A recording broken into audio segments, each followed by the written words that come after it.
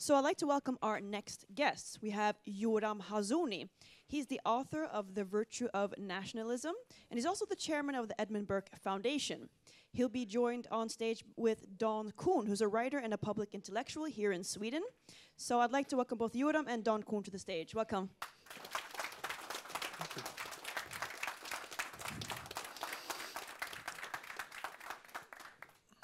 Thank you.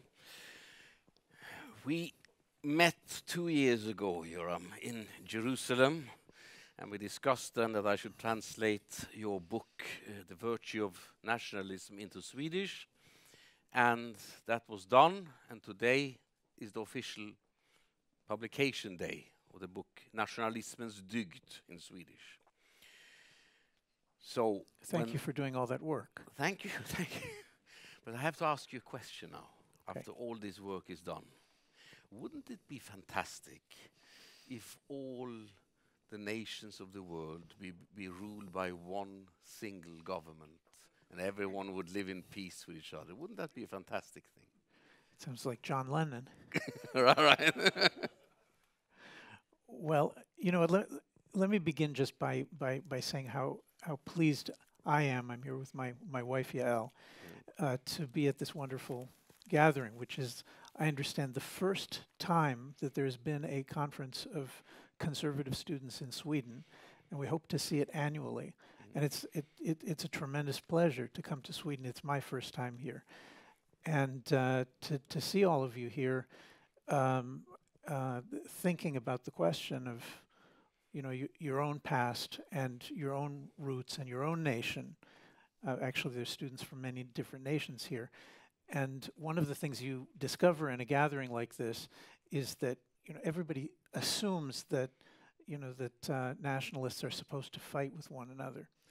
But what actually happens, as I'm sure you found out, is that you meet and then you discover how much you have in common with the nationalists from other countries. Anyway, a pleasure to be here.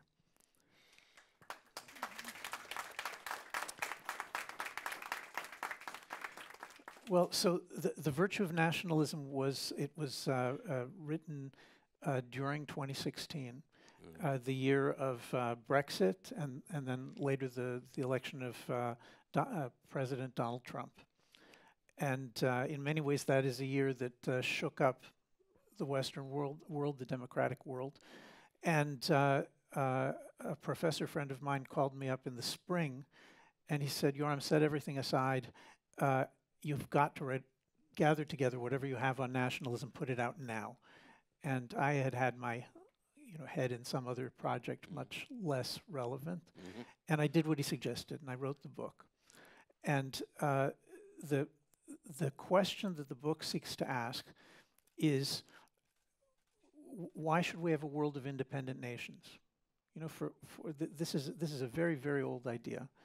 As I write in the book, it goes at least as far back as the Hebrew Bible. When you read the Old Testament, you see that the prophets live in a world in which there are these world empires, like John Lennon. Imagine there's the gods tell the Babylonian king or the Assyrian king or the Persian king. The gods are always saying, "Look, the human world is the human world is filled with violence. It's filled with factions and countries fighting one another. There's never peace. And when there's war, the war brings destruction and death, but it also brings disease and famine and pestilence." And that's the ancient justification for empire. There's a theory that we should conquer the whole world. In the Middle East, they used to say the four corners of the earth, and that's going to bring peace and prosperity. And what's astounding today is that today, it's, you know, 3,000 years later or more, and we still have the same people saying, wouldn't it be wonderful if we just eliminated all the borders and eliminated all the nations and imposed peace and prosperity on everyone? We know how to do it, trust us. So why not? Well, look, I try to say in the book that there are arguments on both sides. if you're willing to try to impose peace and prosperity at all cost, then worldwide empire is that might be the way to do it. The only problem with it is that it requires a worldwide tyranny, because human beings are different, and human societies are different. Even when we approach the same God, still we approach him through different ways, and you know, you can ask the same question about the Bible. Moses talks to God, creator of heaven and earth, and he gives him the law, and the law is supposed to be for all nations. So why does God give Moses borders? It's the same question. Why are there borders? Why does God tell Moses, the Jews stay on this side of the border, but the other peoples on the other side of the border, they also have their own land and their own relationship with God, and you're not allowed to conquer them? Why? What's the idea? Well, there's only one idea here. The idea is freedom. But notice that this is not exactly, you know, the modern idea of individual freedom. This is a national idea of freedom. It's the idea that different peoples have different ideas, different traditions, different laws, different religions, and that there is no people, not even Moses, not even, you know, the greatest of the prophets in our tradition knows enough and is wise enough to be able to conquer the world and give law to all of the nations.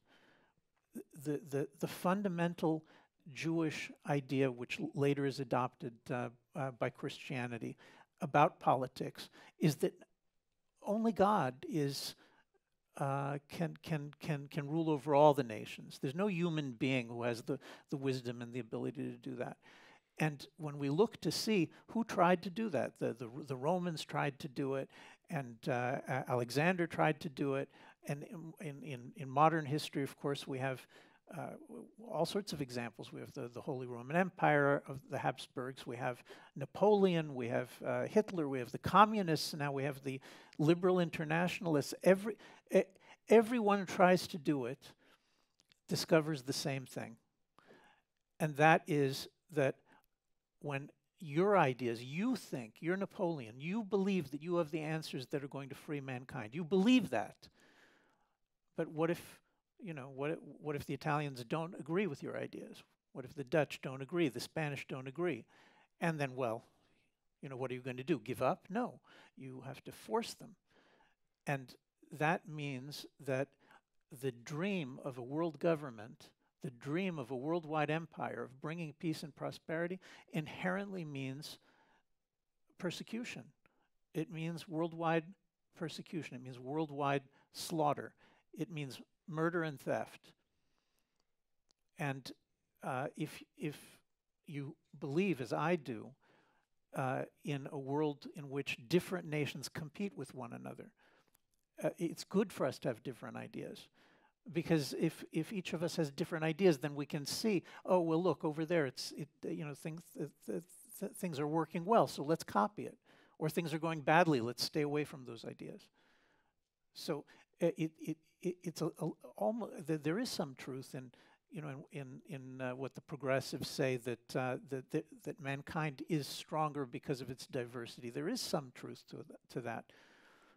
And the consequence of it is to try to bring it under a single government, is to bring tyranny. So we have to choose the dream of universal peace, John Lennon's dream, or the freedom of different nations. I suggest the latter course. Yeah.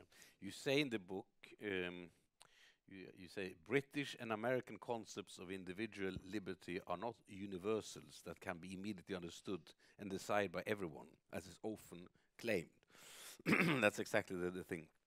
I read recently a lot by John Burnham. I don't know if you know him yet. So he writes in one place, he says that all the time in the history, everyone has had ideologies that actually the ideology, you have the ideology because it's best for you. Yes. But you will always say it's best for everyone, right? But it's actually for you that it's best, not for everyone. Right? he also says in another place there he says that there's always the people that rule the different countries in the world, and so there's always the elites. But freedom is that the people have the right to choose which elite they want should rule them, not that it's forced on them, right? And that's what he calls democracy, right? But could you? I think that it's very important for everyone to understand. One of the main points in your book is that there are three types of ruling the world: clan system, national state, or empire. And you say that those are the three words.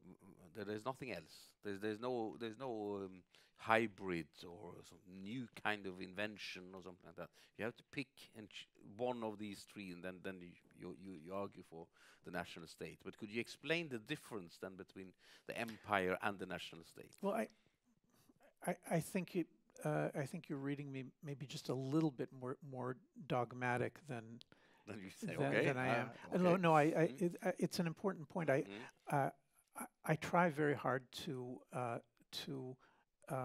approach political philosophy, political theory, as an empiricist, as somebody who looks at history and looks at what has actually happened, rather than just spinning out theories that make sense. And so the discussion of these three types of political order, which is very important in the book, I'm making a historical observation. I'm not saying that it's impossible that there could be some kind of other form, but in general, and this is a theory that tries to simplify a great deal. In general, we could almost say the natural, the original form of political order that we find everywhere before the state is this order of families which make alliances to form clans, and the clans make alliances to form tribes, and the tribes make alliances to form nations. And the system is extremely flexible because what it allows is not just a world of independent nations. Really, it's a world of independent families. So again, if you it's in Genesis or in Judges, it's very clear that Abraham is kind of like running an independent foreign policy.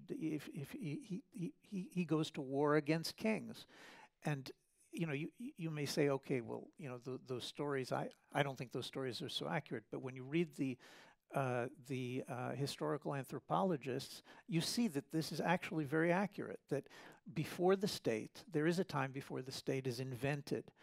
Before the state, the way people live is not, as Hobbes says, a war of individuals against individuals, but rather alliances of families, alliances of clans, alliances of tribes. And the good side of this order of families and clans and tribes is that it maximizes the freedom and the diversity of these different subunits, because if you're strong enough to be able to lead your tribe out of an alliance, then you can, there's constant establishment of new tribes and new alliances. The downside is that it's a life of perpetual warfare, as is emphasized by all of the anthropologists who write about it, that war is constantly taking place. Violence is very, very near all the time. And when the state is invented, the idea is instead of the militias, instead of families saying, "Hey, let's go to war. Let's get together a few hundred men, and we'll go fight for justice." Instead of that kind of spontaneous organization of warfare and violence, what happens is that somebody, usually this is after there has to be farming which produces enough wealth, so that somebody can say, you know what? We don't need militias. We're going to have 5,000 men who are going to be paid full-time to do nothing other than impose the law. And there you have born the state, the birth of standing government, which relies on a standing army or a police force to impose order. From the moment that the state is invented, there's empires, and this is really only a few thousand years ago that let's say somebody like Sargon of Akkad begins with 5,000 men, and he conquers the entire Middle East because nobody has a professional army to stand against him. The idea of the national state is a rebellion against the idea of the imperial state. The imperial state, we already discussed it. I have a standing army, I can conquer the world. And that will bring peace. The national state is an invention. You know, it may be invented in the Bible. I don't know of other sources for it. It may be that there are other sources, but as far as I know, it's a rebellion against the idea of universal empire. And the ideal of the national state, which is later adopted by also, you know, all sorts of European countries adopt this ideal. The English, the Poles, the French, the Swedes, the Hungarians. This is an ideal which says we're looking for an alternative to empire and to the anarchy of a world of tribes. So between empire and anarchy, between these two options, there's invented a third option. And that third option is a nation which is bound by the mutual loyalty of a group of tribes. And you see this in the founding of many national states, that they begin as warring tribes, and then someone comes and unites them and says, look, now we're not going to fight anymore, we'll be one nation, and we'll be much stronger, we'll be able to defeat the imperialists who try to conquer all of us. And so the idea of the independent national state, it stands really at the midpoint between the anarchy of a world of fighting tribes and the ideal of a world of peace under a single empire. Instead, we have a world that has a great deal of diversity because there are many nations. On the other hand, these nations are much stronger than any of the tribes and clans, so they have the ability to stand up against empires, which means that the ideal of the national state is an ideal of the freedom of a people, the freedom of a people from imperial conquest and dictatorship. A few days ago, it was written in the major Swedish newspaper about about you. About me? About you, yes. The thinker that all the conservatives love, that it said. Really? And then it said that he believes, what was written, he believes that that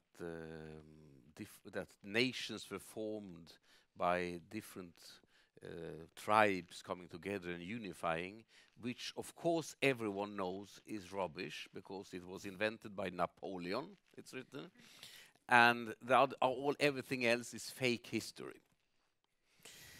And when I read that, I was thinking about another Israeli writer about nationalism, Azar Gat, writes very clearly in his book that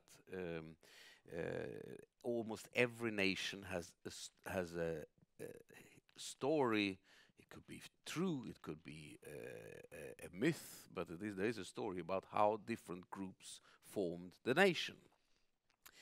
And Sweden is no exception. The Swedish common law between the 1300s and let me see here, the 1300s and 1734 started like this, with the following words. I read them first in Swedish for the people who understand Swedish, and then I translate them.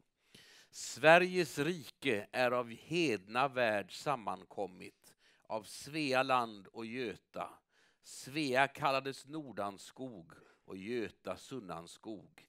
Tvenne är och Göta i Sverige, Östgöta och Västgöta. That's how the Swedish law started for all these hundreds of years, which in English means the country of Sweden is united in the pagan times by the Swedish, the Svea country and Göta, or Gothic. It's also a word that's used. Svea was called north of the big forest area, and south of the big forest area is called Göta. And the Göta is split in two: the East Goths and the West Goths. They play by there that they want to say further on that all the Gothic tribes are actually from Sweden. So there is that there are different cultures in Sweden, north and south of these forest areas, that everyone that hear me speaking, I think even in English, could hear that I come from the south of that area because of the dialect, and other people come from the north, right? But that doesn't mean, of course, that the story about the Gothic tribes descended from Sweden could be true, but nobody knows. But it's a mixture of facts and myth. That's what I wanted to point out. But every people have such a thing, and that is, of course, long time before Napoleon, right? Well, look, first of all, it's a great honor to come for the first time to Sweden and to discover that my writings are being called rubbish in important newspapers. So I'm honored, and I feel at home. I mean, this is what it's like at home also. So, look, you're touching on a very very large subject. And we'll just begin discussing it, and I'm sure that there'll be much to be said about it, if not on this occasion, then in the future. Unfortunately, the universities in almost all of the universities throughout the Western world have cultivated a culture which you could say it's a liberal culture. I mean, parts of it are actually Marxist. But whether it's liberal or Marxist, what most of the Marxist professors agree upon with their liberal colleagues is that that whenever someone steps forward to begin talking about traditions, the way that things have developed over thousands of years, then it's rubbish, because the starting point is that whatever happened before the last couple of hundred years, before the Enlightenment, whatever happened before the Enlightenment is this kind of world of darkness, which can't be described using terms that are relevant to modern times, because today we're all enlightened, and having been enlightened, we know how to think clearly for ourselves. We're free of religion, and we're free of nationalism. We're freed of all sorts of things that that in the dark ages of humanity we were forced to accept. The patriarchy and the traditional family and the idea of gods, and you know the story. And when you begin with this assumption that the entire world changed, either with with Descartes in the 1600s, or with Locke in the late 1600s, or with Kant in the 1700s, everybody's got some kind of story that some philosopher brought free thinking and liberation of the mind to all of us, and now we're all liberated, and so we're not anything like what came before. This story is so one-sided and so propagandistic, and it's taught with such ferocity and certainty. Like how could anybody think something else? That when someone like Professor Gott, who is one of a number of really wonderful new authors, new scholars on the subject of nationalism in the last 20 years, who are saying, look, the things we're calling nationalism, when you study the history, when you study it carefully, and this, as Ergat's book is, must have 1,000 footnotes in it, and as I say, he's not the only one. There are other great scholars in this direction, and he says, look, this is all nonsense. There have been nations for thousands of years, and there have been even independent nations for thousands of years. Not only that, but most, Gott argues, most of the prominent, well-known independent nations in Europe and Asia really can trace their roots back at least 1,000 years. And now, look, he's a serious historian. I'm not a historian, I'm a political theorist. I don't claim to be a serious historian, but there are philosophers and political theorists and superb historians who have been recovering for us the history of where the nation state came from, where the national state came from. But they're a minority in academia. And it's, every journalist, who went to university and took a course on nationalism and heard that nationalism was not invented until 150 or 200 years ago, then they think that they're experts on the subject because they took one course as an undergraduate and they know the truth because they heard it at the university, and then they know that everything else is rubbish. So look, the first thing that I would say to a conference on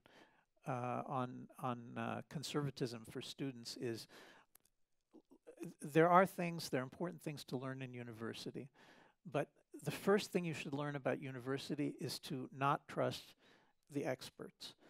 That very often the experts, when you pick up a discipline, any academic discipline, and you see that there is overwhelming agreement, right? There's 70%, 80%, 90%, 95% of the professors are all saying the same thing.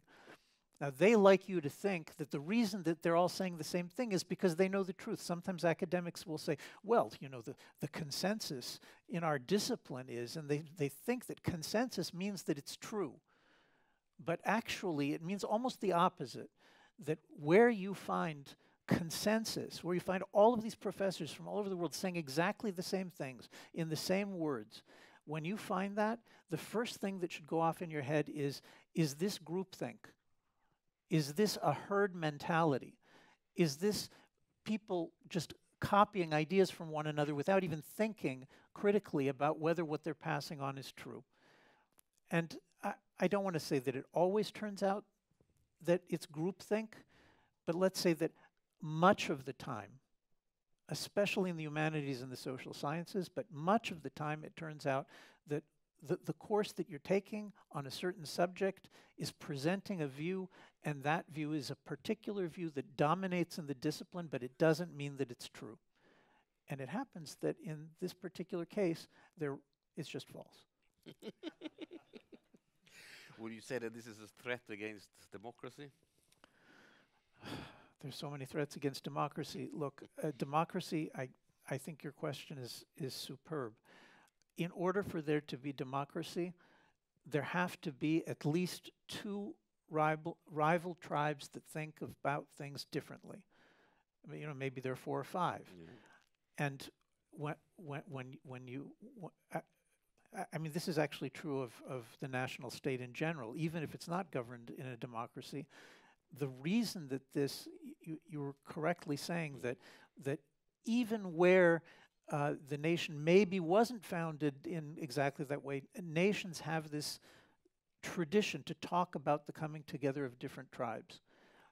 And the reason for this is because in reality, every nation, even once it's living under a solid state and a solid government and it has democratic institutions, even then, it's still an alliance of tribes.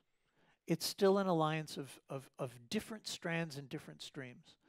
And the key to the peace and stability and success of a democratic nation or any nation state is that the factions that are competing with one another, they give up fighting by warfare, and they move to fighting it out using words, using speaking. Instead of fighting with weapons, they put the weapons aside. They say, we're going to be loyal to one another. I don't mean that they necessarily love one another. Sometimes they hate one another. But the structure of the society is multiple tribes continue to compete. In modern language, we say political parties. They continue to compete for control and for power. But in order for that system to work, they have to think different things, right? You can sort of see this. If they disagree, then there'll be this process where, one side wins for a while, and then you start to see the limits to their theory and their thinking. And then the other side comes in, and they clean things up for a while, and then you start to see the limits to their thinking. That's the beauty of the democratic system, is that it takes the natural order of tribes and makes it a bit more peaceful, but it continues to preserve the competition, which is the only way that we can advance towards truth. The only way that we can fix things is through this competition of tribes. And when you have what we see today in the West, which is that there's kind of a single elite, which is, it's actually international. It's we were discussing earlier how I was learning about Sweden's university-educated elites, and I said, that sounds exactly like Israel, where where I live. It's the same story, and the truth is, it's the same story almost everywhere. There's an international elite which is subject to extraordinary degree of groupthink. I mean, how can it be that that at one and the same time, all the elites in all the democracies have discovered what was never known before in human history, that there are 56 genders? How could they all come to that at the same time? And they say, well, we come to it at the same time because we all used reason, and reason comes up with the same answer. But I say something different. I say it's groupthink, that what they've done is they've shut down the possibility of a critical response in the universities and in the media. And they're able very quickly to establish a new thought that nobody had, even 30 or 40 years ago. Nobody had it for thousands of years. Nobody had that thought, but they have a new thought. And within 10 years, everyone in the West is saying, no, you can't think anything different. Well, that's astonishing. And it makes democracy, if you carry it far enough, it will make democracy impossible. It will become an oligarchy. What you actually said now could be interpreted for a Swedish audience, saying that in Sweden we don't have a democracy. We had the same party ruling the country for 80 out of the last 100 years. Okay, they are very good at being in opposition with each other. That we have to give them. They could now they have been in power for the last 7 years, and now they are for the new elections. They are speaking like if somebody else was ruling the country. So it's a way of doing it. You have the opposition within. But the question that I wanted this should lead to was: is it possible? Obviously, it's possible to have a national state without democracy. Yes. But is it possible to have an empire with democracy? We've never seen one. No. Look, I said at the beginning that I would like for my writings and my views to be treated as an empirical effort, meaning I don't like to say, listen, I know that it can never be, that nothing new can be invented. I think that's going too far, and I don't want to go that far. I want to go this far, that we've had, at this point, about 5,000 years of recorded history of watching empires. And there has never in human history anywhere on the planet been something that resembles a democratic empire. And I think I know why. So this is my proposal. Okay. Is that the reason that democracy only appears in the national state and not in empires is, I said earlier that that what makes the national state such a powerful thing that that it can actually defeat much larger empires is that that imperial armies consist of peoples who have been brought from all sorts of lands, from dozens or even hundreds of peoples and nations, and they're generally being forced to fight. But in the nation state is built on a group of tribes that are willing to be loyal to one another. That is, there develops a feeling of mutual loyalty that even if they disagree terribly on some things, but they develop a mutual loyalty which makes them an extremely powerful force on the battlefield. It makes it possible for them to defeat much, much larger armies because of the fact that they're not just a collection of people who are being forced to fight. They actually feel brotherhood. They actually feel some kind of love for one another. Even if they hate one another, they still feel some kind. No, seriously, they feel some kind of love that when it is tested in battle against a threat, it is extremely powerful, and we should see. I think it's correct to see the emergence of modern democracy, for example, in the history of England, to see the emergence of modern democracy as something that flourishes, that is only possible because the different factions and the different parties and tribes within the country, they feel enough trust to be able to say, okay, you won the election this time, so you get to rule and I'm going to let you rule. I'll fight you using parliamentary tactics, but I'm going to let you rule. And then the next time I'll win and you'll let me rule. Now I'm asking you to think about that. What kind of situation could it be where formal rivals can trust one another so much that they let one another rule, what we call the peaceful transitions of power after elections?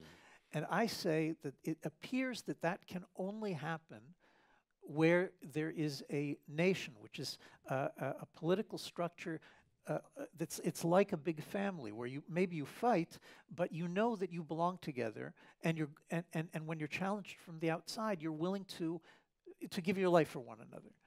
So that kind of situation, it seems that we can probably see it within cities, city-states maybe, but it's especially pronounced in nations, and we've never seen it in an empire.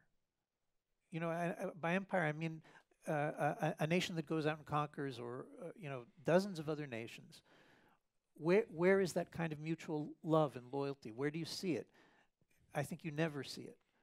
It's because it has to be run by one family or one people. Well, look, it can be one family. One of the things the academics say is that since often it's said, they say that there were no nations in the Middle Ages, so then they say, okay, so who was running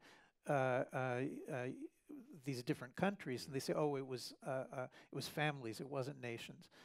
I think that this is also historically untrue, and there's a lot of good scholarship about this, that there were nations in the Middle Ages, and that peoples who spoke a particular language or had a particular religion to unite them, they were actually able to achieve a mutual loyalty across classes, which allowed them to say, that's my king. I'm not saying that every king had that kind of loyalty, but there were nations in which it was possible to say, that's my king. I mean, if you look at Henry V, the way that Shakespeare describes the feelings of bringing together the English and the Scots and the Irish on the battlefield. Look at those emotions. Try to see what's going on there. This is a description of the uniting of disparate tribes to fight in a common cause, and they love their king, and they love each other because they're all fighting for their king. Mm-hmm. So I would be careful with that. I think that the nation is something that's actually very natural to human beings. It doesn't always become a state. But when there's a national state, the state of a particular nation that doesn't seek to go out and conquer many other peoples, which is, makes ruling without tyranny impossible, when they limit themselves, and here the biblical model is important. The biblical model is imitated by many European nations who say, like Israel, we have a border, and we don't want to conquer all the other nations. We want to live kind of as a family with a border. Where you see that, you are seeing the birth of the possibility of a democratic system. Where you don't see that, where there are no borders, you never see the birth of democracy or the approach of something like that. That's as I understand it. It makes me think about in the medieval times there was a special law in Sweden for the cities. It was a common law for the whole country, and there was a special law for the cities. And in those days, there were a lot of cities in Sweden that had a very strong German population because of the Hansa. But the city law very much stipulates how many Germans and how many Swedes should live in the city, and they very carefully identify who is a Swede and who is a German, because there were mixed marriages. Yes. So, are you German or are you Swede when you have a father who is German and a mother who is Swedish, or the other way around? And the law speaks about this. It's about the same thing. They had a strong feeling for who was who and which identity to have and so on. But the one thing that we have to get into before we finish this very interesting conversation, and that is the classical question that is always coming up when nationalism is debated, at least in the last 80 years. And that is what you write in your book, the sentence, like a statement, nationalism caused the 2 world wars and the Holocaust. Well, what do you say about that? Well, that's not my opinion. No, that's not your opinion. It's a citation from your book. I know. No, I just want right. It'd be very confusing if that were my opinion.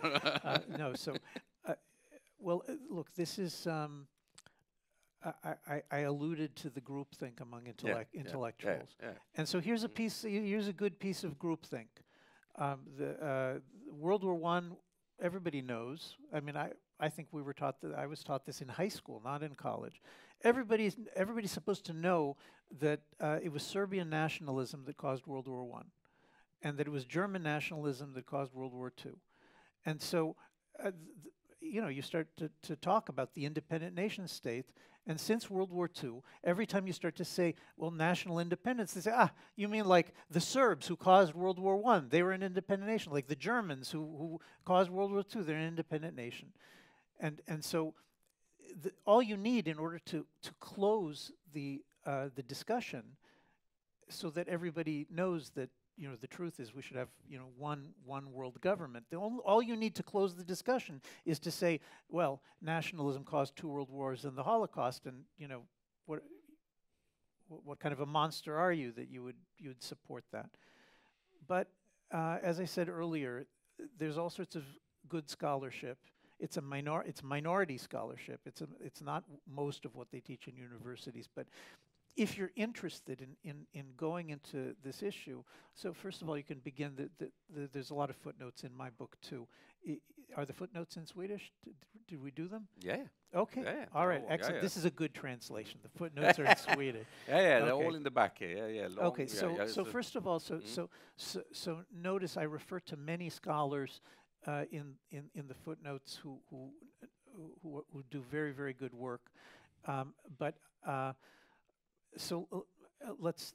just say this very quickly, and if you want the longer version, you'll buy the book, and then you'll get the longer version. One thing that's never mentioned when we talk about World War I, that's never mentioned is that the First World War took place after 30 or 40 years of the most intense imperial expansion that, it's hard to see something as comparable in history. Something like a quarter of the Earth's surface was brought under imperial rule by the British Empire, the French Empire, the Dutch Empire in the generation before World War I.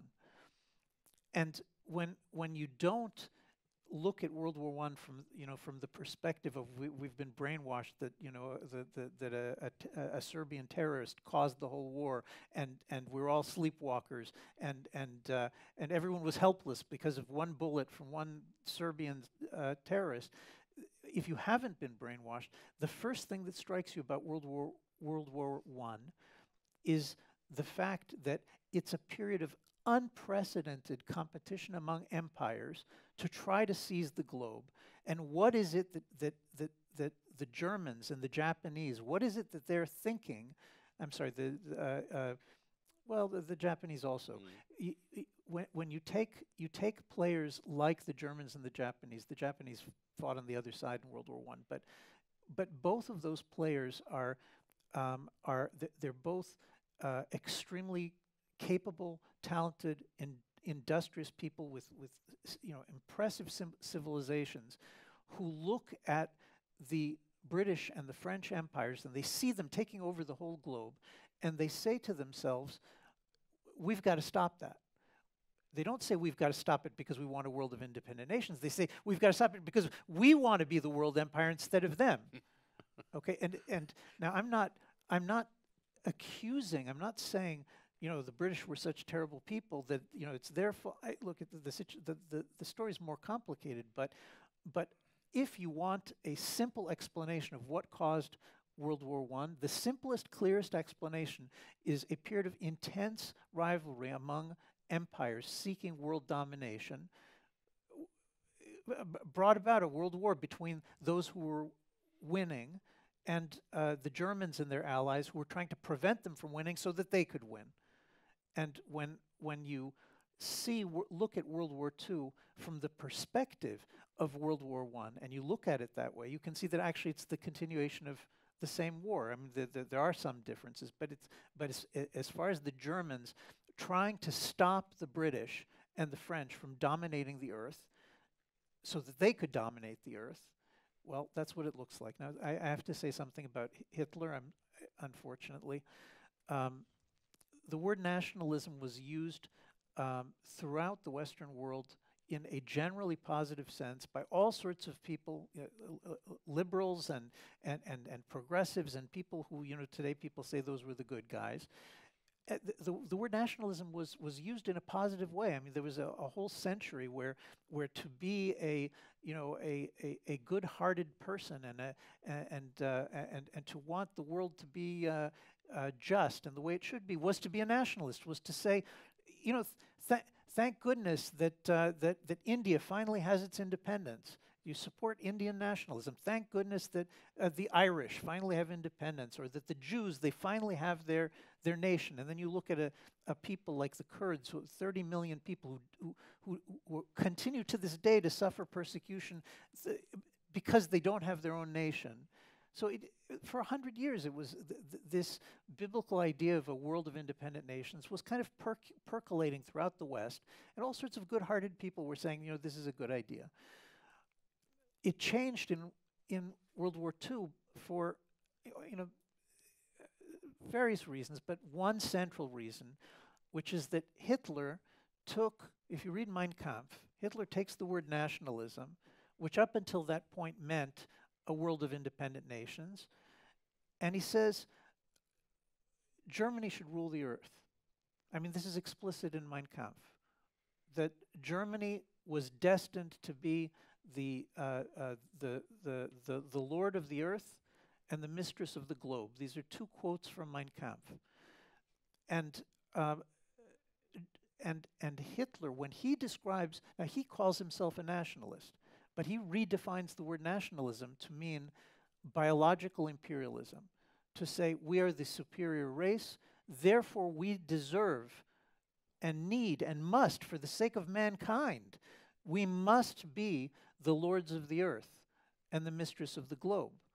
Now, no nationalist speaks that way. No nationalist thinks that way because that's imperialism. That simply is the idea that the world will be best if one empire rules it all. That's it.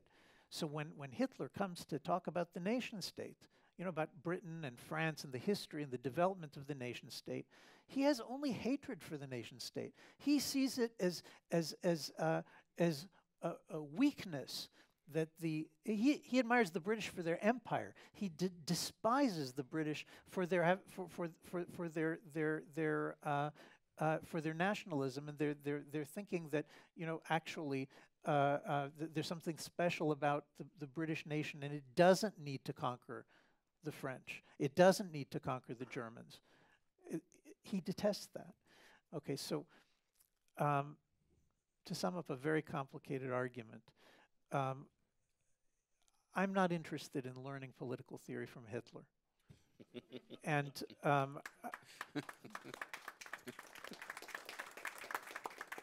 and in the tradition that I grew up in my home, the word nationalism was an honorable word by decent people, and you could be a Jewish nationalist and admire the Kurds or the Hungarians or the Brits or the Americans or the Swedes for their nationalism. And in fact, this is what happens when we run conferences. I assume that you saw this here. We run conferences, we bring together nationalists from different nations, and when you get together, you think, oh, we're supposed to hate each other, and it turns out that actually some of these, the respect of one nation for another nation can form some of the strongest alliances and the strongest bonds of friendship and love that, you know, that you can see today. Thank you very much for this very, very interesting thoughts and ideas that we had the pleasure to listen to for this time. Thank you very much. And don't forget,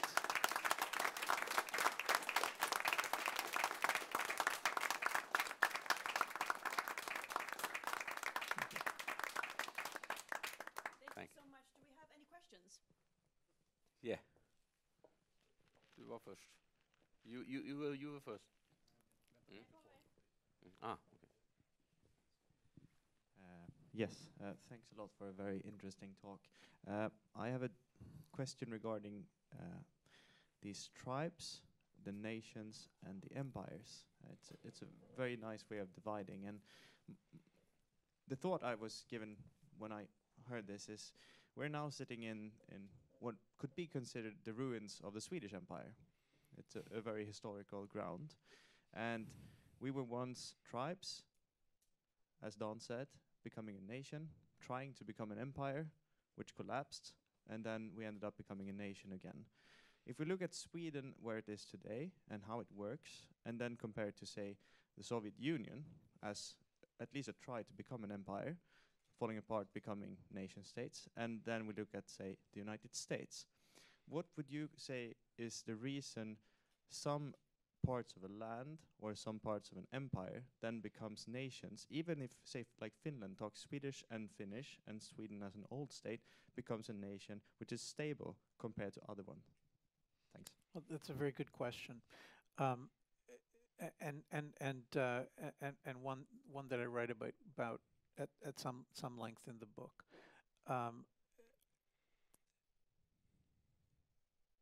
Empires are almost always the product of a nation that decides that it's going to go and conquer, you know, as many other nations as possible, for the sake of, you know, we talked about their ideology, but it's also true to say that they would simply rather be ruling than ruled, and they look forward to the wealth and the honor and the fame that will come from their empire. And so an important question here is, what's the difference between a nation that says, let's go conquer the world, and a nation that says, I'm happy with my borders, I want to build up my nation inside its borders, I don't want to conquer other peoples. And by the way, usually nationalists don't say, I don't want to conquer other peoples just out of moral goodness. They also tend to think that you know, a thinker like Herder is explicit in saying that the moment that your nation goes out and conquers many other nations, you stop working on the improvement and the construction and the advancement of your own nation in terms of its society, in terms of its religion and its traditions. And instead, you spend all of your time, all your boys go, and today it's boys and girls, go overseas to the other side of the planet and spend their time sunk in other people's problems, trying to get them to be as much as possible like you. And you stop dealing with your own problems. Okay, so there's a nationalist critique of empire that says it looks good for a very short time and then it falls to ruin very quickly. And if you want to see it last for thousands of years, then empire is absolutely the wrong way to go. So there is this issue, but I want again to bring this back to the Bible. I don't know how many people read the Bible in Sweden. Throughout the West, there's a problem that people no longer read the Bible, and so regardless of what your beliefs are, you don't know anything about what's in it. So I'm not saying you here personally, but it's a common phenomenon. So I want to go back to this again. The history of Western nations is a seesaw between the influence of the Bible, or at least the Old Testament, which is nationalist, which seeks a world of nations, and the influence of the Roman Empire, which was never nationalist in the sense that I'm using the term and that you find in the Bible. The Romans always thought that expanding the empire is the way to bring peace and prosperity, and we're the people to do that. You know, it just so happens that we the Roman people, we've got the goods. We can do it. We can rule the world where all the previous empires have failed, and we can bring justice and peace and well-being. And so there's a tendency to where the Old Testament has a great deal of influence, and this happens surprisingly frequently in Christian nations, that there is a revival or a restoration of studying the Bible, and then there's all this talk about, we can be like ancient Israel, we can be like the Davidic kingdom, and that is, as Professor Adrian Hastings wrote in his wonderful book on the subject. That's why everywhere everywhere in the world that you see nationalism, according to his studies, you see that it is encouraged and incited when the Bible is translated into the native language of a given people. As soon as they have the Bible, they start reading it and they say, why can't we be free like the Jews were free? Why can't we be free of empire? And when they have the idea of borders, which the Romans and the Greeks didn't have this theory that God gives borders to all the nations. As soon as you have the idea of borders, then you start thinking the way Herder does. You start saying, well, wait a second. What do I actually gain? Of course, if I conquer the neighbors, I can steal. I can steal from them. I can take their wealth away from them. I can steal their sons to make a bigger army for myself. But really, is that what's good for my nation? Is that really what's good for my nation? And the biblical argument is no. That's actually destructive. If you want to see your nation be corrupted and fail, then empire is exactly the way to go. So I hope I got. Did I answer the question? Yes. Okay. Yes. Hello. Yes. So I don't really have a particular question, but as for the purpose of fighting groupthink, I have a few points which I think I disagree about. First, the Romans. Famously, when they declared war during the Republic, they had the sense of the bellum justum, that you throw a pilum, and there is a border, a divinely ordained border even, saying that beyond this border there is war now. And also another fun thing about the Romans is you're certainly right in your description about how they operated during the empire, but Cicero famously said that we acquired our empire in defense of our allies, for example. According to their own mentality, their entire war was it was a defensive war, really. And it sounds insane, I know, but that was how they looked upon it. So that's the first point. The second point is more, I like ideas. I studied philosophy for some, but I think I have a more materialist view of the world, really. And this idea that empires don't, can the entire world really be made of nation states? I mean, I'd like Sweden to be a nation state. It works here. Maybe if I lived in continental Europe, maybe I would be more in favor of greater European integration, but now I don't. Sweden has different interests. We have a different history. But for example, if you take a country like Ethiopia or Nigeria, I mean, should you have Nigerian nationalism?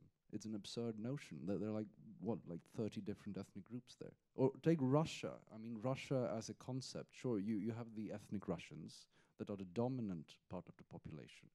But Russia is an empire. And that's that's the essence of Russia. So for Russia if Russia was not an empire, it would not be Russia. I mean, I'm Swedish, so I mean, I'm not pro-Russian.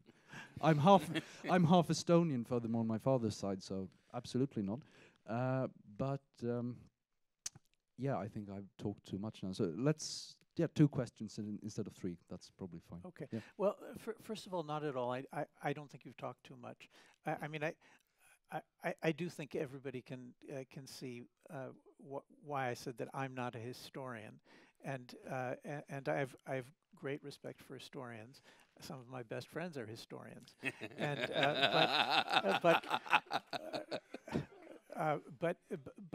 but it is a different way of thinking. The historian contributes the fine-grained view and the nuance, and political theory is about attempting to simplify things, and when you simplify things, you're always simplifying too much, always. But still, the question is whether you've simplified in a way that is, horribly misleading, or whether you've simplified in a way that's actually useful and allows you to, to see the forest for the trees, to overcome the fine details enough to be able to see big movements. So rather than arguing with you about Rome, which you certainly know much more about than I do, what I'd suggest is the following proposal: that there is an image of Rome. Okay, and I don't think that image is false, but as you've pointed out, it's the image of Rome is simplified. And there's an image of ancient Israel, which is also simplified. You could make the same kind of argument that you just made about Rome. You could also say about ancient Israel. That the Israelites never had an imperialist impulse? Come on. That's not true. But still, I still think that when you study the history of Western nations, you can clearly see that where Rome is taken as the model, it's the idea of the justice and the imperative and the vision of a world empire which is being appealed to. And where Israel is taken as a vision, it is the model of an independent national state freeing itself. Israel appears in the history of European nations, for example, when the Dutch are fighting the Spanish Empire. So the Dutch see themselves as Israel, and they rely on the Bible instead of on Cicero and Stoics and other kind of texts that lend themselves to imperial thinking. So I think the simplification is helpful. I think everybody needs to keep in mind that all theories are simplified a bit. The question is whether they're useful. I think that this is a very useful distinction. But what about the second half? Can the entire world be made of nation states? And that is like the heart of my I don't want to say yes, because I don't want. Well, you know what? Actually, there are different parts to this. First of all, when we think of a nation state as the state of a single nation, you know, with minorities, obviously, because there's no such thing as a homogeneous national state. That simply doesn't exist. It's a myth. Every national state has minorities in it, and one of the drawbacks of the idea of a national state, one of the problems with it that always arises, is the fact that there are minorities, and the minorities can be abused. But the minorities may also be part of a majority in a neighboring country, and that means that there are always border disputes. Okay, everywhere. So the British and the Irish, or the English and the Irish, are still fighting out a border dispute. The Indians and the Hindu Indian nation and its Muslim neighbors are still fighting out border disputes. The Jews and the Arabs are still fighting out border disputes. This is a drawback of this ideal or this theory, and it's just a fact. If you want there to be no border disputes, then you'll be thinking maybe we should move in the direction of empire. But having said that, I think it's a mistake to think, and this goes to the question of hybrid models and so on. It's a mistake to think that it's impossible to have a dominant people in a context like Ethiopia. I think is a very good example. With there are dozens of peoples there, and it's not practically possible that every one of them could be an independent nation. It's absurd, because if you say every group of 1 million people or 100,000 people have their own language and their own religion and their own traditions, they have to be politically independent. I mean, you've just taken a theory that could work in all sorts of times and places and do good things, and you've taken it to an extreme where it just becomes ridiculous. If every 100,000 people, I mean, you know, like, what are you going to do? You're going to say that the Navajo in the United States, that, I mean, nominally they are sort of an independent nation, but really they aren't. They're a protectorate, for better and worse. To say the 300,000 Navajo have to be an absolutely independent nation, I mean, it's crazy. I mean, they can't survive that. You can't. Why can't the 30 million Kurds be an independent nation? Because they're not able, in practice, in reality, to muster the political, economic, military, diplomatic support that's needed from other nations in the area to be able to make it work. So these are very, very practical issues. If you try to declare independence on behalf of 100,000 people, then the moment you're independent, you're going to be invaded by some neighbor and you'll be conquered, and that's the end of your independence. So no, you can't. This theory has to, if it has to be empirical, it has to be practical. It can't be a utopia. It doesn't make any sense that way. So having said that, so let's think about Ethiopia. Ethiopia has a single dominant national group, but they're only 40% of the population. And what makes Ethiopia a kind of a national state is that 40% of the population, it defines the public culture and the spirit of the nation without being a majority. And sometimes that means persecution of minority groups, and sometimes it means alliance of minority groups.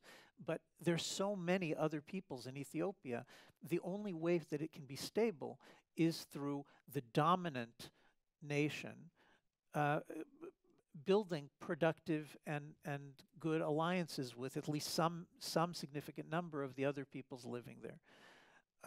So the answer to the question is, in order to implement something like this in reality, you have to take seriously practical circumstances, and it is not possible to have every single people be independent, and it's not possible to have every single place in the world be sort of like cookie cutter, like fit into the model of Israel or Britain or Sweden. It can't. It doesn't mean it's not useful. it's useful because I think that it still raises the issue of national freedom and national justice. When you're talking about small peoples, you know, like the Druze in Israel or the Sikhs in India, you're talking about peoples that they know that they're too small to be independent, and so they're seeking an alliance that will allow them to fly their own flag, maintain their own traditions, send their children to their own schools, and serve in an alliance with the dominant national culture, which can also be a good solution. Thank you guys so much. Yeah.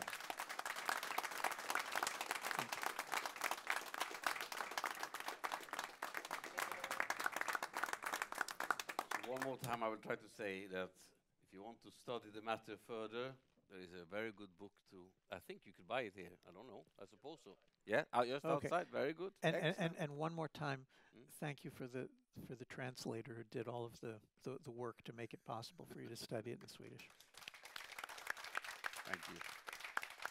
Oh, I'm sorry, and thank you to Oikos for backing the publication of the book and bringing it out.